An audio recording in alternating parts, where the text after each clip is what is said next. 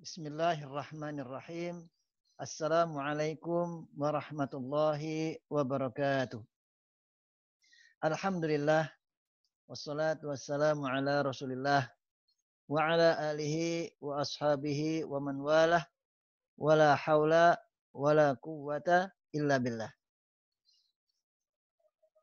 Segala puji bagi Allah atas nikmat dan karunia-Nya sehingga sampai saat ini kita masih bisa melaksanakan berbagai amal soleh. Alhamdulillah.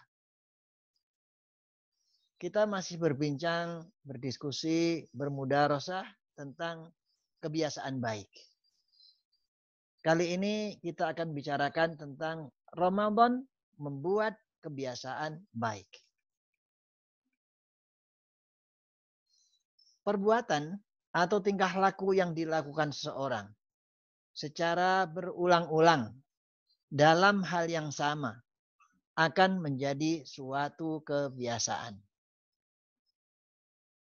Kebiasaan baik seseorang harus dibangun dengan usaha keras sehingga menjadi perilaku atau akhlak.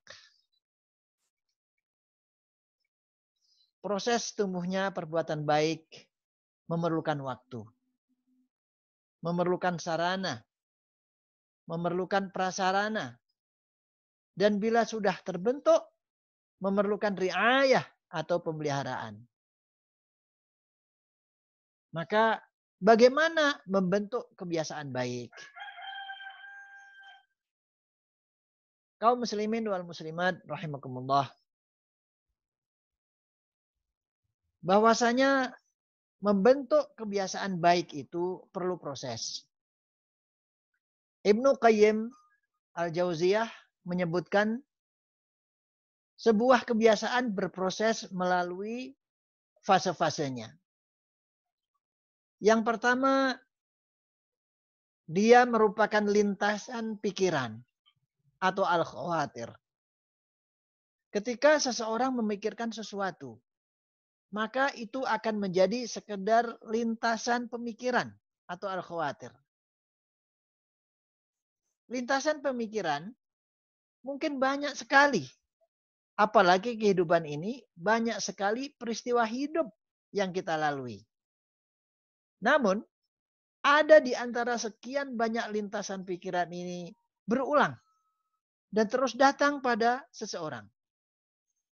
Dikarenakan peristiwa yang berulang atau adanya stimulus yang datang untuk lintasan pemikiran tersebut. Ataupun bisa jadi ada sugesti dari orang lain yang ada di sekitarnya. Maka lintasan pikiran itu akan mendorong orang tersebut untuk memiliki keinginan. Maka saat itu lintasan pemikiran tadi itu berubah menjadi sebuah keinginan. Keinginan atau disebut juga dengan al-iradah. Ini setelah berkembang dari lintasan pemikiran. Keinginan bermula dari lintasan pikiran. Karena banyak faktor, maka lintasan pemikiran tadi menjadi keinginan. Keinginan untuk sekedar tahu, sekedar mencoba, untuk memenuhi rasa penasaran, keinginan karena teman-temannya, keinginan karena mode, keinginan karena lingkungannya, keinginan karena sedang tren, dan seterusnya. Keinginan ini biasanya juga banyak sekali. Karena memang manusia dibekali oleh Allah dengan nafsu. Nafsu ini yang menjadikan seseorang untuk memiliki keinginan. Dan keinginan yang terus-menerus dipupuk dan dijaga, maka akan berubah menjadi keinginan yang kuat. Atau disebut dengan al-himmah. Keinginan yang kuat. Kaum muslimin wal muslimat rahimakumullah. Akhirnya yang tadinya keinginan al-iradah masuk ke dalam fase yang ketiga. Yaitu al-himmah atau keinginan yang kuat. Sampai pada fase keinginan yang kuat atau al-himmah ini masih abstrak. Tidak nampak. Dia hanya ada di otak. Tidak ada yang tahu kecuali diri orang itu sendiri. Ketika keinginan yang kuat ini terus dipupuk, mendapatkan sugesti dari berbagai pihak, mendapatkan sugesti dari lingkungan, maka ia akan semakin menguat dan terus menguat. Ketika keinginan ini terus menguat, maka akan mendorong pemilik keinginan kuat ini untuk menjelmakan keinginan yang kuat atau al-himmah ini menjadi sebuah tindakan yang akan nampak atau menjadi tindakan konkret. Maka keinginan kuat tadi akan berubah menjadi sebuah tindakan atau al-amal. Maka berikutnya masuk ke dalam fase yang keempat, yaitu tindakan tadi, al-amal. Tindakan atau al-amal telah menjelma. Menjadi nampak. Dari sesuatu yang tadinya abstrak. Lintasan pemikiran, keinginan yang kuat. Semuanya itu abstrak. Kemudian menjadi konkret. Dan akan kelihatan, nampak kasat mata, yaitu al-amal. Untuk hal yang tidak baik atau maksiat, baru akan dihitung menjadi sebuah dosa apabila sudah menjelma menjadi sebuah tindakan. Itulah yang difirmankan oleh Allah Subhanahu wa taala. A'udzu billahi minasyaitonir rajim. La yukallifullahu nafsan illa wus'aha. Laha ma kasabat wa 'alaiha maktasabat. Al-Baqarah ayat 286. Allah Subhanahu wa taala tidak membebani seorang melainkan sesuai dengan kesanggupannya. Ia mendapat pahala dari kebajikan yang diusahakannya, yang sudah dilaksanakan menjadi amal. Dan ia mendapatkan siksa dari kejahatan yang dikerjakannya ketika sudah menjadi amal. Sedangkan bila sesuatu yang baik, maka sudah mendapatkan pahala dari Allah sejak menjadi sebuah keinginan dan tidak menunggu menjadi sebuah tindakan atau amal nyata. Ini disebutkan oleh Rasulullah Shallallahu Alaihi Wasallam dalam hadis qudsi. An Ibnu Abbas radhiyallahu anhu an Rasulillah sallallahu alaihi wasallam fi ma yarwihi an rabbih tabaraka wa ta'ala qala inna Allah kataba al-hasanati was-sayyi'at thumma bayyana dhalik faman hamma bihasanatin falam ya'malha katabaha Allah 'indahu hasanatan kamilah wa in hamma biha fa'amilaha katabaha Allahu 'indahu 'asyra hasanatin ila 700 dha'fin ila ad'afin katsiratin wa in hamma bisayyi'atin falam ya'malha katabaha Allahu 'indahu hasanatan kamilatan wa in hamma biha fa'amilaha katabaha Allahu sayyi'atan wahidatan. Rawahul Bukhari wa Muslim fi sahihaihima. Dari Ibnu Abbas radhiyallahu anhu dari Rasulullah sallallahu alaihi wasallam. Beliau meriwayatkan dari Tuhannya tabaraka wa ta'ala. Allah berfirman, sesungguhnya Allah telah menetapkan nilai kebaikan dan kejahatan. Kemudian Allah menjelaskannya. Maka barang siapa berniat mengerjakan kebaikan, tetapi tidak dikerjakannya, maka Allah mencatatnya sebagai satu kebaikan yang sempurna. Jika ia berniat untuk berbuat kebaikan, lalu ia mengerjakannya, Allah mencatatnya sebagai 10 sampai 700 kali kebaikan atau lebih banyak lagi. Jika ia berniat melakukan kejahatan, tapi ia tidak mengerjakannya, Allah mencatatkan padanya 1 kebaikan yang sempurna. Jika ia berniat melakukan kejahatan, lalu dikerjakanlah kejahatan itu, Allah mencatatnya sebagai 1 kejahatan. Hadis riwayat Bukhari dan Muslim dalam kitab sahihnya. Kaum muslimin wal muslimat rahimakumullah, itu tadi adalah fase yang keempat, yaitu al-amal.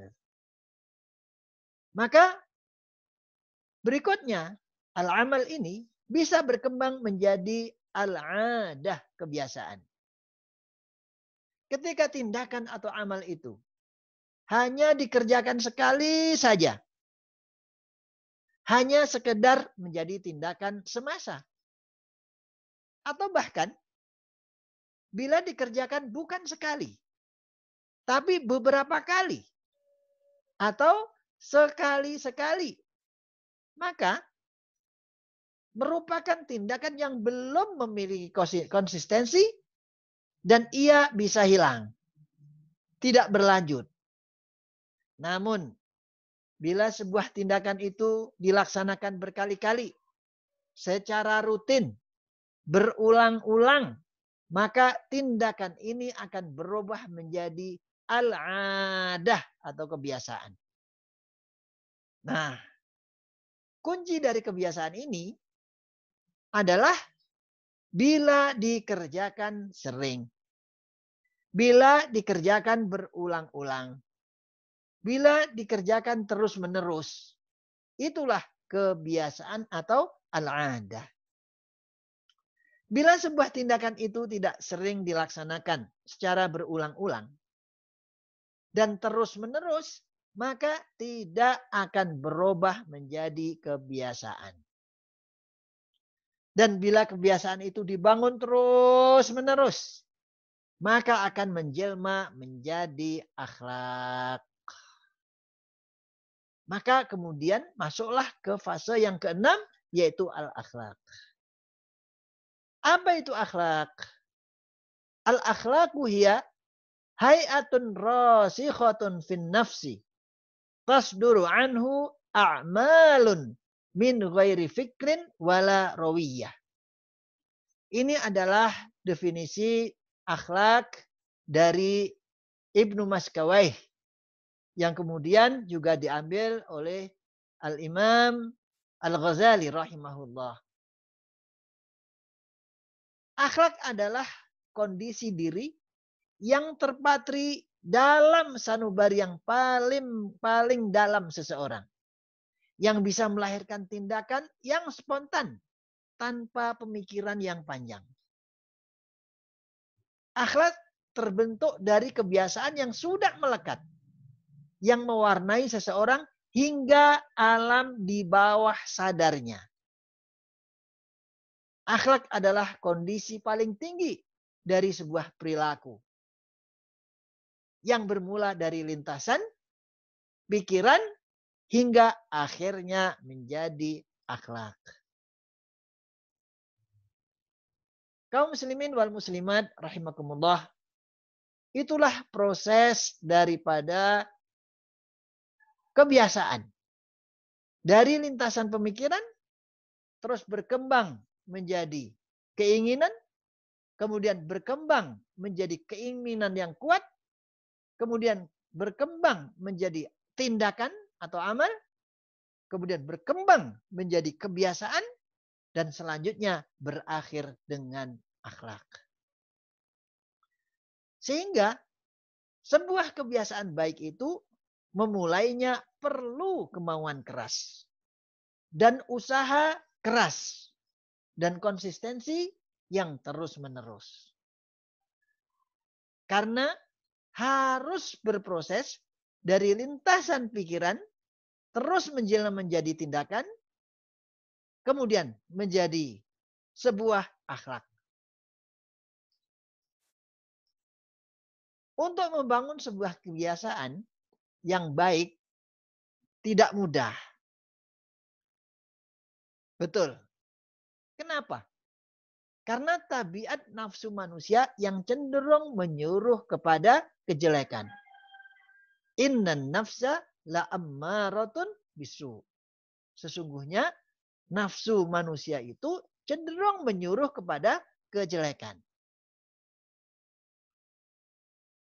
Dan tidak mudah juga membangun kebiasaan baik karena motivasi untuk melakukan kebaikan belum tentu ada.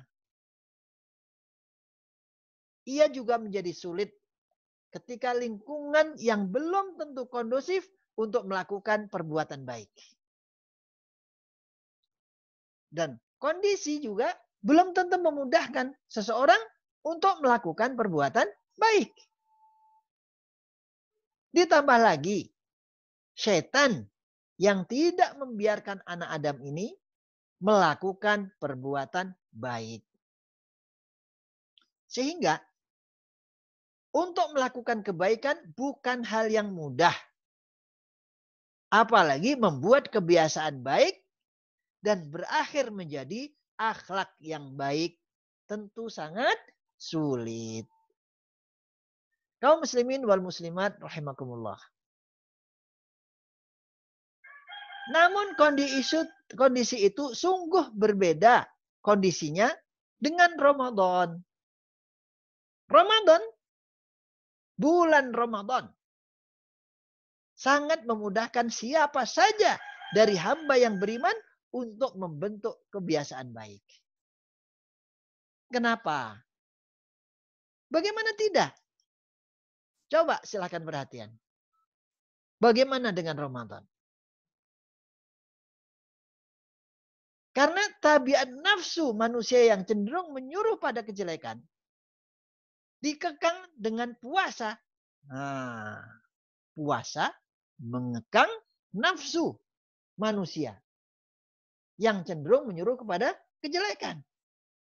Sehingga dia terkekang untuk menyuruh pada kejelekan dengan berpuasa tadi.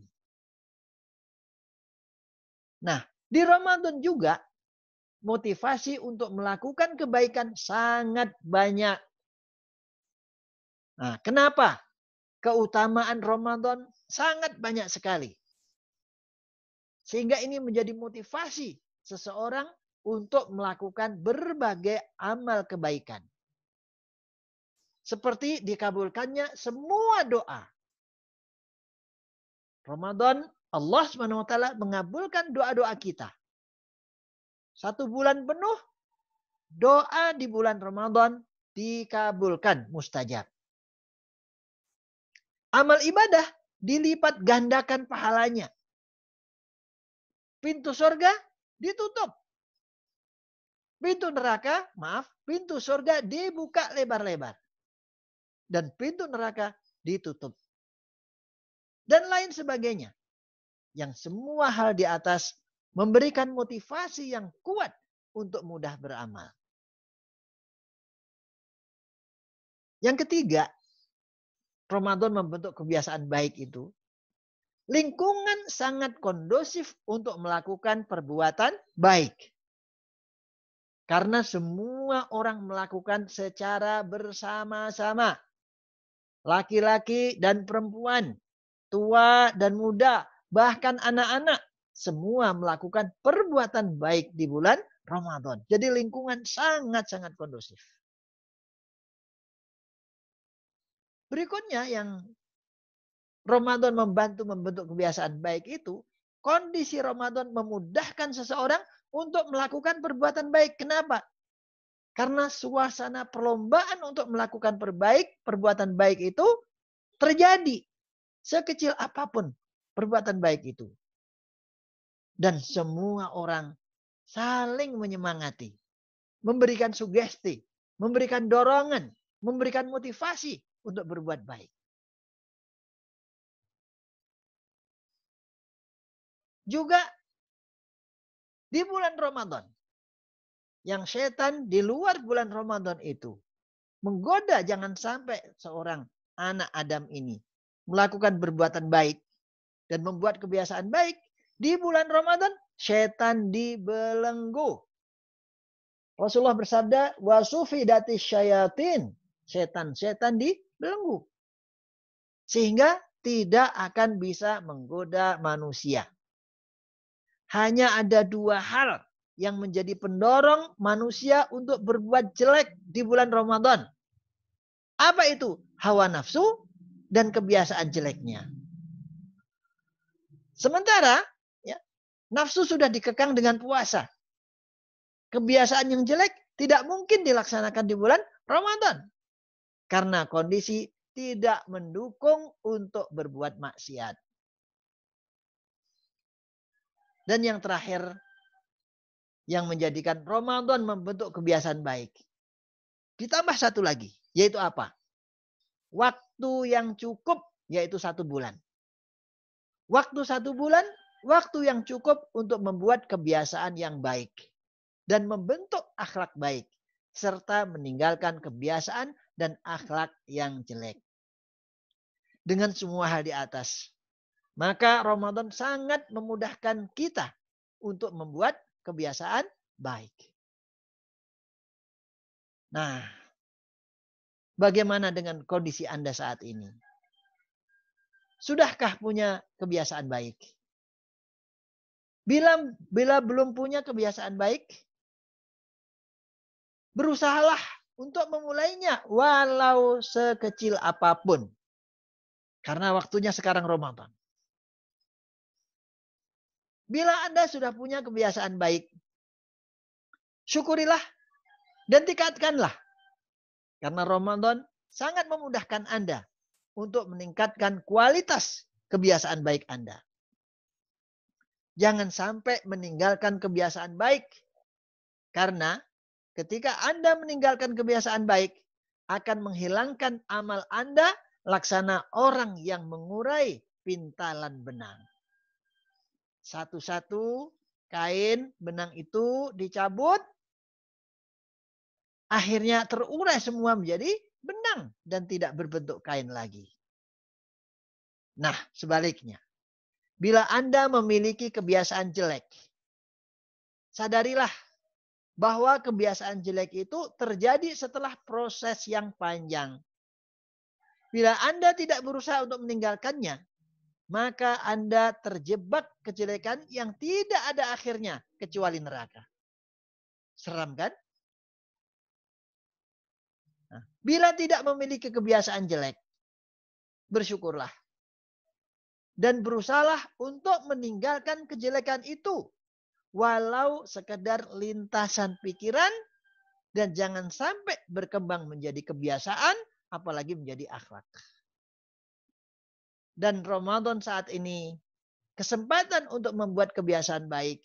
Dan menghilangkan kebiasaan jelek. Semoga Allah SWT menerima ibadah Ramadan kita.